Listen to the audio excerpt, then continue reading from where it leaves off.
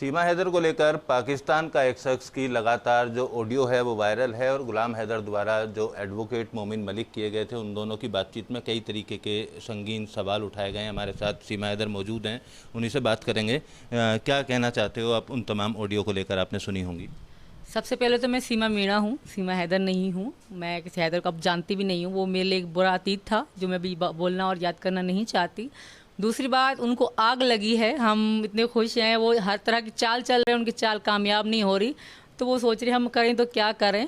उस बुढ़े को कहूँगी तो हैदर का अपना रिश्तेदार था। हैदर और तुम लोग एक ही गांव में रहने वाले थे। तेरी बेटी भी मतलब हैदर को ब्याने की बात चल रही थी। उसको यही बता दूं मैं, वो एक नंबर का खड़ूस झूठ बोल रहा है, खला आरोप लगा रहा है। और वहाँ के लोग ऐसे गिरे हुए लोग हैं जिससे कोई अच्छाई की उम्मीद कर नहीं सकते हम।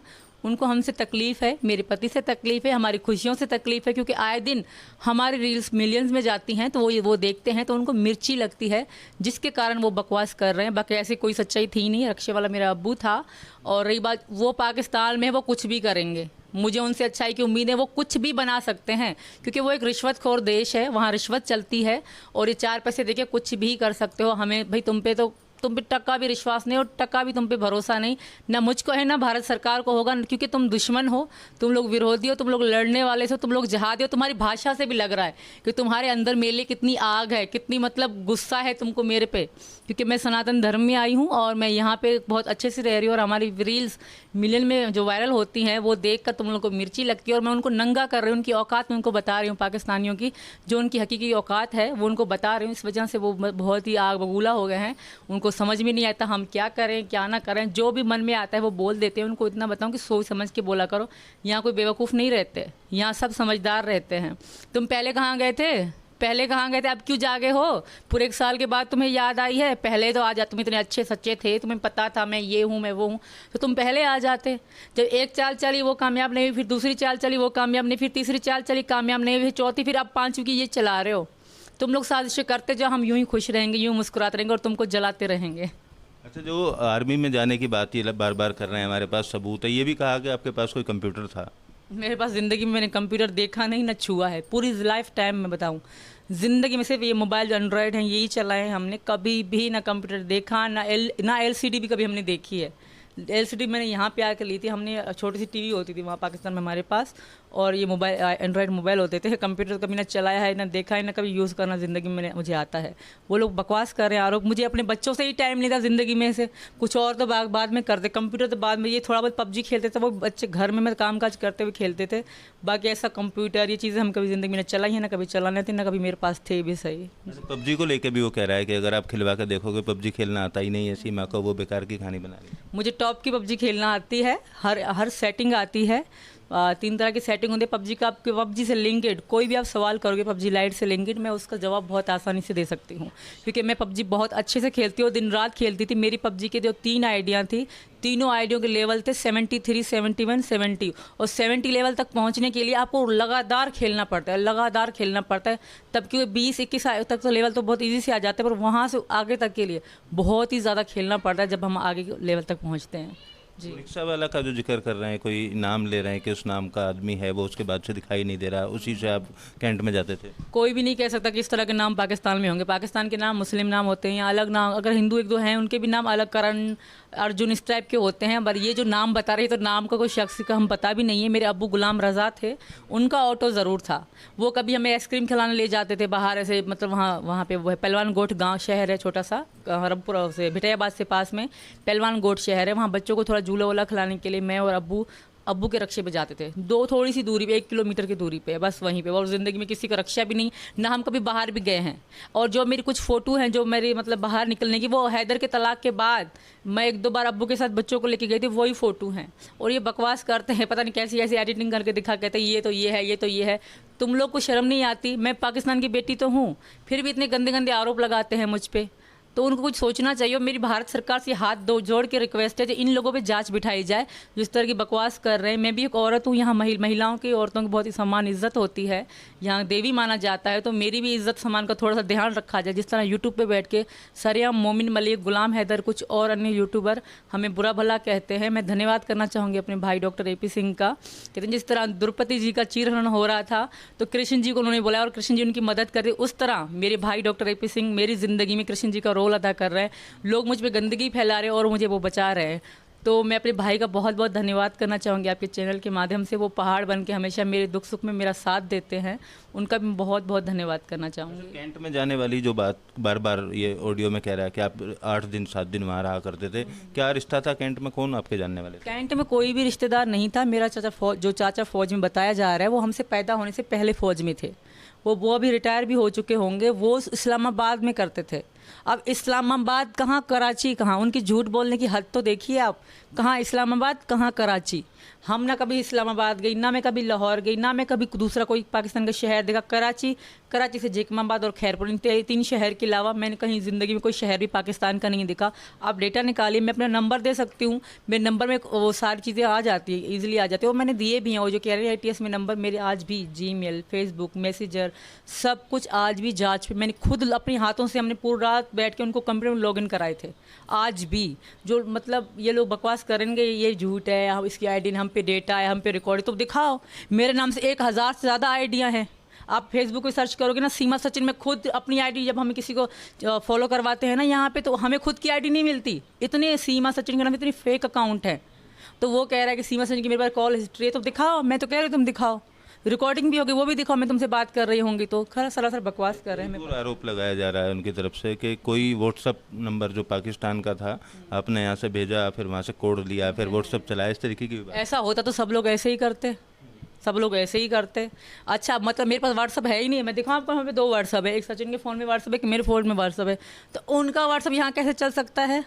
एक बेवकूफ़ी की एक हद होती है, एक लिमिट होती है, वो तो हद ही क्रॉस कर रहे हैं बेवकूफ़ी जहालत की। उनको ये नहीं पता कि ये हिंदुस्तान है, हिंदुस्तान में पाकिस्तान का नंबर कैसे चलेगा? बताओ, कैसे कोड जा सकता है हिंदुस्तान के? मतलब यहाँ हिंदुस्तान के नेटवर्क है ना, पाकिस्तान का नंबर यहाँ कैसे चलेगा? ये बेवकूफ़ी की हद होती है। वो सिर्फ उनकी चाल है कि हम सीमा को फंसाएं, सीमा परेशान हो जाए, सचिन को जेल हो जाए, सीमा फिर पाकिस्तान आएगी, सचिन। और हमें इतनी धमकियां दी जाती हैं, आपके चैनल के माध्यम से बता रही हूँ। कल से हमारे पास 2 पुलिस वाले सिक्योरिटी बैठे, क्योंकि सूचना से पता पड़े कि सचिन की जान को खतरा है, क्योंकि वो धमकियाँ दे रहे हैं कि सचिन को ही मार देंगे तो सीमा कहाँ जाएगी।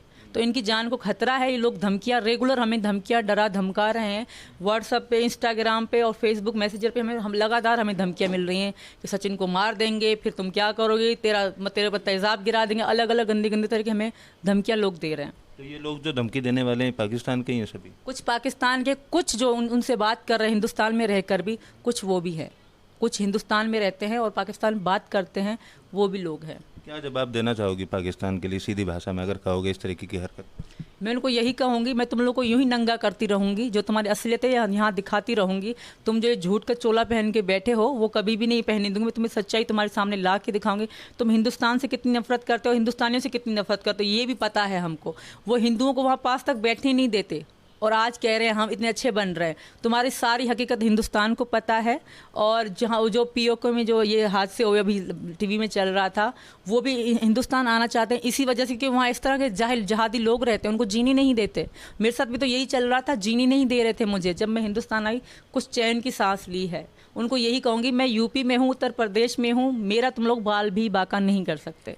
पहले भी आपका एक वीडियो वायरल कर दिया था मारपीट वाला, इस तरीके से लगातार वीडियो वायरल करे जा रहे हैं, क्या मकसद लगता है? उनका एक ही मकसद है, हमें परेशान करना, सचिन जी को परेशान करना, मेरी मीना फैमिली को परेशान करना और मुझे पाकिस्तान, बच्चों को पाकिस्तान वापस ले जाना, और हमें कड़ी से कड़ी सज़ा देना चाहते हैं।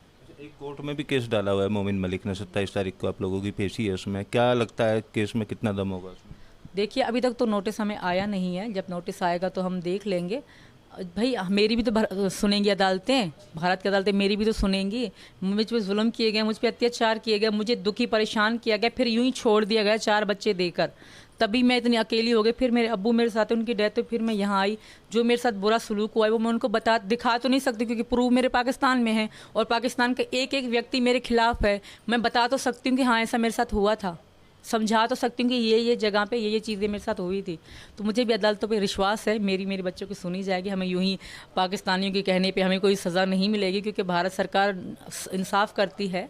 यहाँ सब सत्य की जीत होती है, सत्य विजेता होता है। तो हमें भी विश्वास है, हम भी लड़ेंगे केस। बार बार गुलाम हैदर इस बात को कहता है जब भी वो मीडिया के सामने आए या सोशल मीडिया पे आए कि मैंने तलाक नहीं दिया है और हिंदू धर्म अपना लिया है, मेरे नाबालिग बच्चों को हिंदू धर्म अपना लिया है। इसी को आधार बनाकर केस डाला गया है। देखिए, पहली पत्नी को उसने तलाक दिया, उसका तलाकनामा कहाँ है? तलाक ये ऐसे 3 तलाक एक इंसान 2 इंसान के सामने बैठ के दे देते हैं और औरत को फ्री कर देते हैं, खुद आज़ाद हो जाते हैं। इन्हीं शुरू से लेके रीत रिवाज चलता आया है। ऐसा नहीं कि अनोखी मेरी तलाक ऐसे हुई है, सबकी बहुत सारे वहाँ मिसालें हैं जिनकी तलाक, उसकी पहली पत्नी को तलाक दी, कोई तलाकनामा नहीं है। ये हमेशा से शुरू से लेके चलता आ रहा है, यूँ ही तलाक दे दी, निकाल दी। तो इसमें प्रूफ की कोई बात ही नहीं। पाकिस्तान में एक ही प्रूफ बोलूँगी कि 3 तलाक आज भी चल रही हैं। तो कोई भी आदमी किसी भी समय तलाक देके पत्नी को घर से निकाल देता, आज भी चल रही हैं।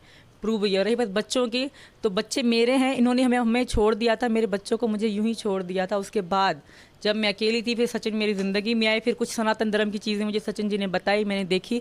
हालांकि कृष्ण जी को मैं शुरू से लेके ही मतलब मुझे चाहती थी, मुझे कृष्ण जी अच्छे लगते थे। उनकी एक राधा कृष्ण सीरियल चलता था, उसमें मुझे बहुत ही ज़्यादा उनकी स्टोरी अच्छी लगती थी। फिर मेरे ज़्यादा पता नहीं कि उनसे बहुत ज़्यादा मतलब अटैचमेंट हो गया, बहुत मैं चाहती बस सारा दिन कृष्ण राधा कृष्ण जी की मैं वो भजन सुनती थी। उसके बाद मेरी तय कर लिया कि मैं अब हिंदू बनना है मुझे, कुछ भी। पाकिस्तान की बात है, यहाँ की नहीं। पाकिस्तान में मैं हिंदू बनी, पाकिस्तान में बच्चों के नाम चेंज किए, राज, परी, प्रियंका, मुन्नी, और उसके बाद हम यहाँ आए। उसके 3-4 महीने बाद हम यहाँ आए, फिर हमने नेपाल में शादी करी। उसके बाद फिर मैं वापस गई, फिर मेरी मांग में सिंदूर, गले में मंगलसूत्र, बहुत सारे रील हैं जो डेट के साथ पाकिस्तान में पड़ी हुई है, वो सब थी। उसके बाद फिर मैं इंडिया आई। अब ये जो ऑडियो में बोलने वाला शख्स है, इसको क्या कहोगे आप सीधी भाषा में? इसको यूं ही कहूँगी, मैंने कहा तुमको नंगा करके दिखाऊंगी मैं। तुम्हारी आवाज़ से ही लग रहा है कि तुम कितने जल रहे हो, और तुम्हें यूं ही जलाते रहेंगे हम, और तुम यूं ही जलते रहोगे। मेरा बाल भी बाका तुम लोग नहीं कर पाओगे, क्योंकि मैं हिंदुस्तान में हूँ, उत्तर प्रदेश में हूँ। तुम्हारे ड्रामे, तुम्हारा झूठ हमारी ज़िंदगी में चलने वाला नहीं है, क्योंकि मैं तैयार हूँ। जिस तरह की मेरी जाँच की जाएगी मैं तैयार हूँ, जिस तरह की पूछताछ होगी मैं तैयार हूँ। मेरे पति तैयार है, हमारा परिवार तैयार है। तो तुम्हारी चाल चलने वाली ने, हिंदुस्तान सचिन जी का है, तुम्हारे बाप का नहीं है। तो हिंदुस्तान सचिन जी की एक बार ज़रूर सुनेगा, यहाँ की सरकार इनकी ज़रूर सुनेंगी। चलो पाकिस्तान से, ये तो पैदाइश हिंदुस्तानी है, यहाँ के बाबा पापा सब हिंदुस्तानी हैं, तो इनकी ज़रूर सुनी जाएगी। और मेरी हाथ जोड़ के मोदी जी और योगी जी से रिक्वेस्ट है कि हम पे बहुत ज़्यादा अब हो रहा है। मैं भी एक औरत हूँ, 3 बच्चों के साथ आप लोगों के शरण में आई हूँ, हमारी रक्षा कीजिए। ये लोग चुप ही नहीं हो रही, ये कुछ न कुछ उल्टा सीधा करने के चक्कर में है, हमारी रक्षा कीजिए। एक फ़ोटो भी आपके फ़ोटो के साथ मिला के अभी मैंने दिखाया आपको, कौन लोग हैं, क्यों उसको ये? वही इंसान है, हैदर का बड़ा भाई, हमारा जेठ कह सकती हूँ मैं। इनको इतना शर्म नहीं आती कि मतलब भाभी के साथ हम इस तरह के एडिट करके फ़ोटो ये साथ बिठा के डाल रहे हैं, तो उनको इतनी शर्म नहीं आती कि वो अपने आप ही कीचड़ उछाल रहे हैं। हैदर का भाई है, वो हैदर के साथ उठना बैठना, खाना पीना, घर पे आना, घर से जाना, सामान ले जाना। एक हमारा घर था, एक उसका घर था, जब हैदर हमारे साथ रहता था तब। हैदर के मतलब भाई, बिल्कुल भाई है, सगा कज़न है उसका। अब कह रहे मैं फलाना बलोच हूँ, मैं टीरा बल, एक ही साथ वाले हो, चलो माँ वो है बाप वो है, साथ कज़न तो हो आपस में, एक ही गांव तो है तुम्हारा, और क्या चाहिए जी। सचिन भी हमारे साथ मौजूद हैं। सचिन, तमाम वीडियो आ रही हैं अब सामने, क्या लग रहा है इनको देख के, क्यों ऐसा कर रहे हैं? जी बिल्कुल, हमें क्या कहते हैं परेशान करने की कोशिश कर रहे हैं, परंतु हम परेशान नहीं होने वाले और हम डरने वालों में से नहीं है, चिंता मत करो। और हम बिल्कुल खुश हैं, बिल्कुल। तुम कितनी भी लाख कोशिश कर लो, फिर भी तुम हमारा कुछ नहीं बिगाड़ पाओगे। हम सच्चे हैं तो हाँ। पाकिस्तान के लिए कोई जवाब ऐसे लोगों के लिए जो लगातार इस तरीके की हरकत कर रहे हैं? मैं तो यही कहता हूँ कि भाई सच्चाई के अगर बुराई की नहीं चलती, और इतनी ज़्यादा बुराई भी मत करो। इनने कम से कम 100 बात निकाल के धर दी आगे कि फलाना क्या ढेका ढिंका ढिकाना वगैरह वगैरह, यानी कि रोज़ाना नई उल्टी सीधी बात निकाल के आते हैं। कम से कम अगर थोड़ा बहुत भी दिमाग है, स्कूल का मुंह देखा हो, चलो स्कूल का मुँह देखा हो, कम से कम स्कूल के पीछे भी बैठे हो, तो कम से कम दिमाग से तो सोच लो। हाँ, दिमाग से सोच के बोला करो कि मैं क्या बोल रहा हूँ और क्या नहीं बोल रहा। कम से कम बात ऐसी बोला करो कि हाँ उसमें थोड़ी सच्चाई है। पूरी तरीके से झूठी फैलाया जा रहा है। बकवास, सिर्फ बकवास हमें परेशान और मेरे करैक्टर पे उंगली उठाई जा रही है, मुझे परेशान करने की कोशिश की जा रही है। इससे ज़्यादा कुछ भी नहीं है, इससे ज़्यादा कोई सच्चाई भी नहीं है। और वो मोमिन मलिक ये सोचता है कि ऐसी फ़ोटो ऐसी वीडियो वायरल करके मेरी सचिन की ज़िंदगी ख़राब करने की कोशिश कर रहे हैं। सचिन जी मेरे साथ 3 साल से हैं, 4 साल हो गए, अब 1 साल तो मुझे भारत में हो गया, 3 साल मुझे पाकिस्तान में, 20 से लेकर सचिन जी मेरे साथ में हैं। मेरी छोटी बड़ी हर बात सचिन जी को पता है। ऐसा नहीं है कि हम वीडियो कॉल में थे तो दूर दूर थे, हमारे हर सेकंड हर मिनट कॉल चलती थी और सामने फ़ोन रखे रहते थे, कोई भी काम, क्योंकि मैं अकेले रहती थी। अब्बू बेचारा रक्षा चलाने जाते थे, अब्बू के बाद तो फिर मैं बिल्कुल ही अकेली हो गई थी। तो एक एक बात सचिन को पता है और सचिन की मुझे पता है। तो तुम्हारी ये बकवास, तुम्हारा ये झूठ, तुम्हारा ये ड्रामा कभी भी नहीं चलेगा, ना चलने वाला है। यही बात आप कहेंगे कि इन सारी चीज़ों से दोनों के रिश्ते पे कोई फ़र्क नहीं पड़ने वाला है? जी नहीं, हम पर कोई फ़र्क नहीं पड़ना चाहता। जितनी तुम उल्टी सीधी बातें कर रहे हो उतना ही हमारा ज़्यादा प्यार बढ़ रहा है, और तुम करते रहो, हमारा प्यार बढ़ता रहे, और बस यही रिक्वेस्ट है। और मैं ये कह रहा हूँ, कुछ लोग अन्य यूट्यूबर्स जो पाकिस्तान से इधर बात करते हैं मीडिया में उल्टी सीधी, और सनातन धर्म को यानी कि गलत साबित करना चाहते हैं और गलत बोलते हैं सनातन धर्म को। वो बोलते हैं कि मैंने कुछ कर दिया सनातन धर्म, यानी कि मैं गलत कर रहा हूँ। अरे पागलों, मैं अपने धर्म के लिए ना मरने के लिए तैयार हूँ। अगर आँच भी थोड़ी सी आएगी ना तो अपनी जान भी हथेली पे धर दूंगा। बिल्कुल, देखिए सीमा और सचिन दोनों हमारे साथ मौजूद थे और इन्होंने तमाम पहलुओं पर, तमाम मुद्दों पर अपनी राय रखी। और जिस तरीके से लगातार ये ऑडियो वीडियो तमाम चीज़ें वायरल की जा रही हैं, ये एक पाकिस्तानी लोगों की साजिश करार दिया गया है। वीडियो जर्नलिस्ट जैनेंद्र के साथ Amit Chaudhary, news state, greater Noida.